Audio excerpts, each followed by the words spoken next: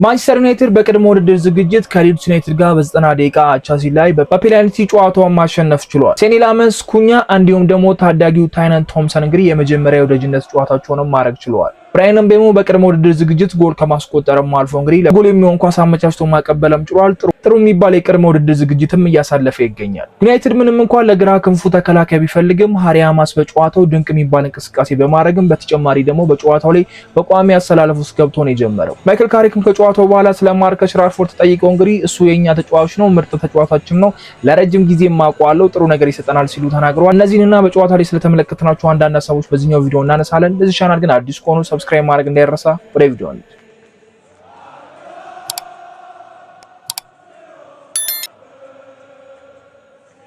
ዩናይትድ እንግዲህ ከሊድስ ዩናይትድ ጨዋታውን ማድረግ ችለው ነበር። ቆንጆ የሚባል ጨዋታ ነው። ማይክል ካሪክ በጣም ድንቅ የሚባል እግር ኳስ እያስመለከተን ይገኛል ብዬ አስባለሁና ተጫዋቾቹ እያንዳንዳቸው የሚጫወቱበት መንገድ፣ ኳሱን እንዴት ኮንትሮል እንደሚያደርጉት፣ ኳስ ቁጥጥራቸው በጣም አሪፍ ነው። ከዛ የሚያጠቁበትን መንገድ የሚገርም እግር ኳስን እየተመለከትን ነው በማይክል ካሪክ ስርና ዩናይትድ መጫወት ያለበትም ጨዋታ ይሄንን ነው። ማየት የምንፈልገውም ጨዋታ እንደዚህ አይነት ጨዋታዎችን ከዛ ደግሞ ማሸነፍም ነውና የሚገርም ጨዋታዎችን እየተጫወተ ነው። ምንም እንኳን አቻ ብንለያይም በጨዋታው ላይ ጎል የሚሆኑ ኳሶችን ማስቆጠር የምንችልባቸው ብዙ አጋጣሚዎች ነበሩ። በብራያን ምቤሞ የሚገርም እንቅስቃሴን እያደረገ ነው። እንግዲህ በዚህኛው በቅድመ ውድድር ዝግጅት በ9 ቁጥር ቦታ ላይ የተጫወተም እንግዲህ ጎልም እያስቆጠረ ነው።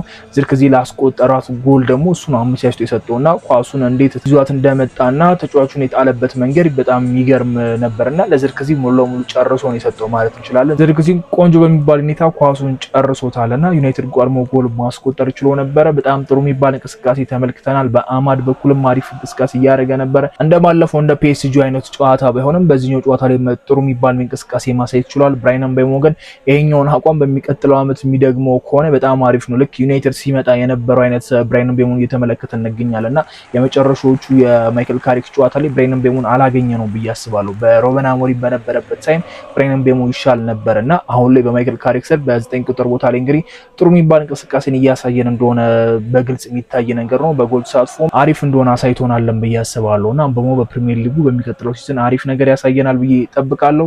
ዝርክዚ ያው በዩናይትድ ይቆያል የሚል እምነት የለኝም። ጁቬንቱስ በደንብ ተጫዋቹን እየፈለገ ነው። ዩናይትዶች እሱን መልቀቅ ይፈልጋሉ። ምን ሊፈጠር እንደሚችል አናውቅም፣ ግን በፕሪዝኑ እሱም አሪፍ የሚባል እንቅስቃሴ እያደረገ ነው። የመጀመሪያው ጨዋታ ላይ ብቻ ነበረ መጥፎ ነው። ከዛ በኋላ አሪፍ የሚባል የፕሪዝን ታይም እያሳለፈ ይገኛልና ግብ ጠባቂያችን ሴኒ ላመንስም እንግዲህ ከጨዋታው ቀደም ብሎ ዩናይትዶች 1 ቁጥር መለያ ሰጥተውት ነበርና አልታይ ክለባችንን መልቀቁን ተከትሎ እንግዲህ የቁጥር አንዱን ማሊያ እንግዲህ ሴኒ ላመንስ ይለብሳል። ያው ቁጥር 1 ግብ ጠባቂያችን ነው። ምንም እንኳን ማሊያው አለ አይደል ባይለብሶም በቋሚነት እሱን ነበር ስንመለከት የነበረው።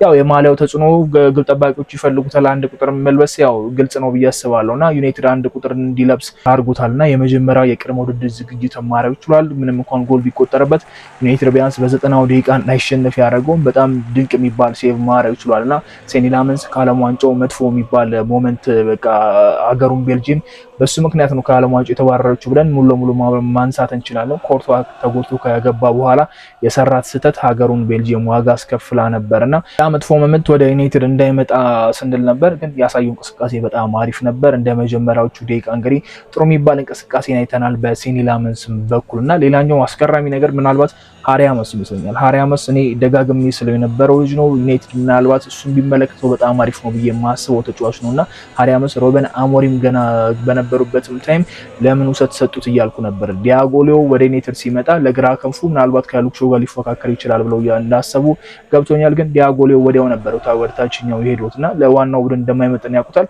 ሃሪ ሃማስ ያለው አቋም ያለው ፐርፎርማንስ ያለው ኮንፊደንስ ግን እኔ ዩናይትድ እንደው ሊዩሶል ላይ በጣም ችክ ስላለና ሌሎች ተጫዋቾችን ለማስፈረም እየተሯሯጠ ስለሆነ ነው እንጂ ሃሪ ሃማስን በግራው በኩል መመልከት ቢችል ለኔ በጣም አሪፍ ነገር ነው ብዬ አስባለሁ። ከዚህ ቀደም አልቫሮ ካሬራስን የምታስታውሱት አሁን በማድሪድ ነው የሚገኘው ቤኔፊካ ሰጥተው ነው ነበርና እሱን ተጫዋች ስንለቅ ማላሲያን ነበር ያስፈረምነው።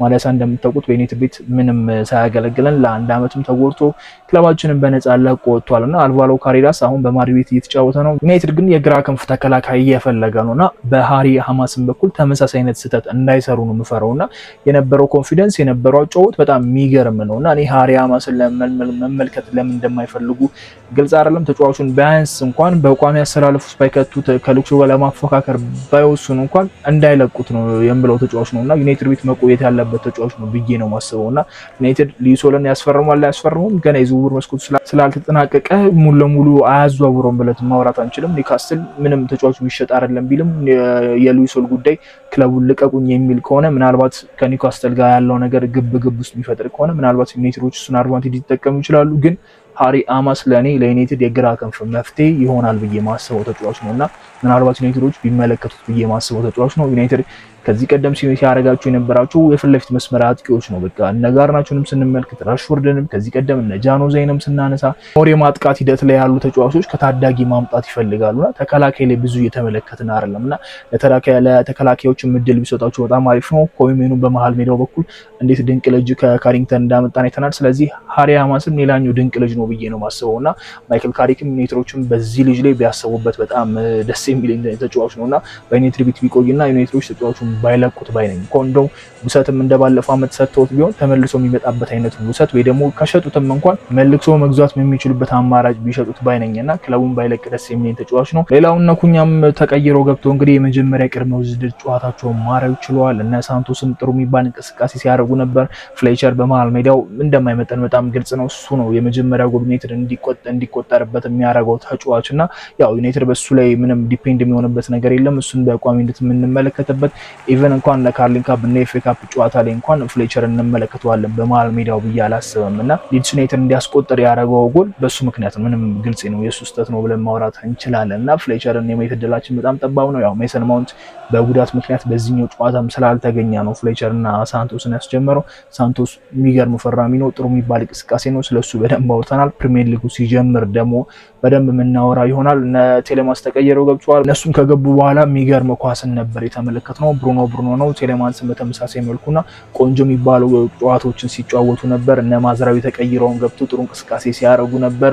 አሪፍ የሚባል እንቅስቃሴና አሪፍ ኳስን ተመልክተናል። እንደው ያቻ ኳስ አይመስልምና ጥሩ እንቅስቃሴ ስንመለከት ነበር። ብሩኖ ፈርናንዴዝ ሲሞክር ነበር፣ ወደ ጎል ሲጠጋ ነበርና እነ ማዝራዊም የፔናልቲ ቦክስ ውስጥ ሲገኙ ነበርና ጥሩ የሚባል እንቅስቃሴ አይተናል። በታዳጊው በኩል እንግዲህ ታይነን ቶምሰንም ለዩናይትድ የመጀመሪያው ጨዋታውን ማድረግ ችሏልና ከቶተንሃም አምጥተነው እንግዲህ የመጀመሪያ ቅድመ ዝግጅት ጨዋታውን ማድረግ ሲችል ያው ከሱ ብዙ አንጠብቅም። ዩናይትድ በሱ ተማምኖ አይደለም ወደፊት እቅድ ላይ እንዲከቱ ነው ያመጡት ብዬ አስባለሁና እንደ መጀመሪያው ጨዋታ ካለው እድሜ አንፃር ጥሩ የሚባል እንቅስቃሴ አድርጓል ማለት እንችላለን። ከዚህ በኋላ ደግሞ ኮንፊደንሱን ሞር እያካበተ ሲመጣ በካርሊንግ ካፕ ጨዋታዎች በመጀመሪያ ጌሞች በኤፍ ኤ ካፕ በመጀመሪያ ጌሞች መጫወት እድል ሲያገኝ ደግሞ ወደፊት ላይ ዩናይትድ የግራ ክንፍ የማጥቃት ሂደት ላይ ጥሩ ነገር ያሳየናል ብዬ ማስበው ተጫዋች ነውና ማይክል ካሪክ ለኔ በጣም አሪፉን ነገር እያደረገ ነው። አሪፍ የሚባል እግር ኳስ እያስመለከተን ነው። አሪፍ የሚባል የማጥቃት ሂደት ያለው ቲም እየሰራ ነው።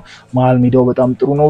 ዋና ተጫዋቾች ወይ ደግሞ በመሀል ሜዳው ማይክል ካሪክ ይጠቀማቸዋል ብለን የምናስባቸው ተጫዋቾች ተጣምሮ ደግሞ ምናልባት በኤሲ ሚላኑ ጨዋታ እንመለከታለን ብዬ አስባለሁ። እነ ኮሜኑ እነ ራሽፎርድ እነ ሴስኮ ጨዋታ እንደማያደርጉ እንግዲህ ቀደም ብለን አውቀን ነበር። እነ ማርቲኔዝም እንደማያደርጉና ዘግይተው እንደገቡ ሁላችንም እናውቃለን። ስለዚህ ኤሲ ሚላኑ ጨዋታ ላይ ምናልባት ከረፍት በኋላ ተቀይረው ይገባሉ ብዬ ማስባለሁና የቅድመ ዝግጅት ጨዋታቸው በኤሲ ሚላን ነው የሚሆነው ማለት ነው፣ እነ ሴስኮም ጭምር። ሌላው ስለ ሌኒሮ ማውራት አለብን። ሌኒሮ በመከላከሉ ሂደትም በጣም አሪፍ ነበር ብዬ መናገር ይችላሉና የዛሬው ጨዋታ ላይ በጣም ቆንጆ የሚባሉ ኳሶችን ከፔናልቲ ቦክስ ሲያወጣ ነበርና የነበረው እንቅስቃሴ በጣም አሪፍ ነበር። ሌኒሮ የመጣበት አመት ላይ የነበረው እንቅስቃሴ ሁላችንም እንደምናስታውሱ ነው።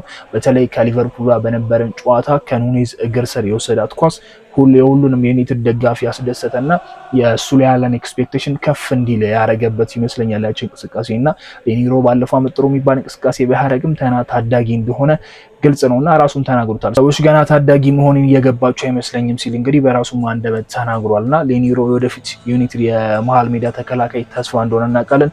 ባለው የዩናይትድ ጉዳት ደግሞ ምናልባት የመጀመር እድል እንዳለው እናውቃለን በሚቀጥለው ሲዝን እና ሄቨን እና ሌኒሮ ጥሩ የሚባል ፐርፎርማንስ እያሳዩ ነው። ሃሪ ማጉዌር በዚህኛው ጨዋታ ምንም አይነት የጨዋታ እድል አላገኘም። እንግዲህ ጉዳቱ ኖሮበት ሳይሆን እንደረፍት ነው። የፕሪዝን ጨዋታዎች ላይ በሙላ ነበር፣ የዚህኛው ጨዋታ ላይ ነው ያልነበረውና ለሌሎች ታዳጊዎችም ለሌሎች ተጫዋቾችም ቅድሚያ መስጠትና ማፈራረቅ ማይክል ካሪክ ትክክለኛ ነገር ነው ያደረገውና ማይክል ካሪክ ከጨዋታው በኋላ ስለ ራሽፎርድ ተጠይቋል። ራሽፎርድ የኛ ተጫዋች ነው፣ በጥሩ መልኩ ወደ ክለባችንም ተመልሷል፣ ለረጅም ጊዜ ማቋለው ለክለቡ ትልቅ ነገር ይሰጠናል የሚል አስተያየትም ሰጥቷልና ማርከስ ራሽፎርድ በማይክል ካሪክን ለመስራት ወስኗል። ማይክል ካሪክም ከራሽፎርድ ጋር ለመስራት እንግዲህ ዝግጁ እንደሆነ ተናግሯልና ማርከስ ራሽፎርድ በክለቡ ውስጥ ትልቅ ነገር ያመጣል የሚል እምነት አላቸው ተጫዋቹ። ማዝራይም ከጨዋታው መጠናቀቅ በኋላ ተመሳሳይ ነገር ነው የተናገረው። እሱ በዩናይትድ የሚቆይ ከሆነ ትልቅ ነገር ያመጣልናል ብለዋል። ግን የሱን ማቆየት የኔ ውሳኔ አይደለም ብለዋልና ተጫዋቾቹም እሱ ላይ ፍላጎት ካላቸው ያላቸው ኮኔክሽን አሪፍ ከሆነ ከራሽፎርድ ጋር የማይተዋወቁት ምናልባት እነ ኩኛ እነ ብራይን ቤሞን አዳዲሶቹን ብንል ነው በሩበን አሞሪም ስር የፈረሙትን ነው እንጂ አብዛኞቹ ያውቁታልና አብዛኞቹ አብረውት የተጫወቱ አብዛኞቹ የተላመዱት ናቸውና ብዙም ራሽፎርድ እንደ አዲስ የሚሆንበት ምንም አጋጣሚ የለም። ያው 2 አመት ሰት በኋላ ከዛ ደግሞ የነበረውን ራሽፎርድነት አጥቶ ስለተመለሰ አንዳንድ ነገሮች ሊከብዱ ይችላሉ። የመጀመሪያዎቹን የፕሪሚየር ሊግ ጨዋታዎች ካረገ በኋላና ከደጋፊው ጋር ኦልድ ትራፎርድ ከተዋወቀ በኋላ ነገሮች ይቀየራሉ። ማርከስ ራሽፎርድ ወደ ነበረው ፈገግታ ወደ ነበረው የዩናይትድ ተጫዋችነት ወደ ነበረው ያንን የምናውቀውን ራሽፎርድ ራሱን ለመመለስና ከቲምሜቶቹ ጋር አሪፍ ነገር ያሳየናል የሚል እምነት አለኛ። ጥሩ የሚባል ፕሬዚደንት ተመልክተናል። የመጨረሻው የፕሬዚደንት ጨዋታ ቅዳሜ ከኤሲ ሚላን ጋር የምናደርግ ነው የሚሆነው። የዝውውር ዜና ካለ ነገራችኋለሁ። በቀጣይ ቪዲዮ እንገናኛለን። እዚህ ቻናል አዲስ ሆኖ ሰብስክራይብ ሳያደርጉ ካዩ ሰብስክራይብ ማድረግ እንዳይረሳ። ያለውን አስተያየት ኮሜንት ላይ አስቀምጡልኝ። በሚቀጥለው ቪዲዮ እስከምንገናኝ መቻችሁ ቻው።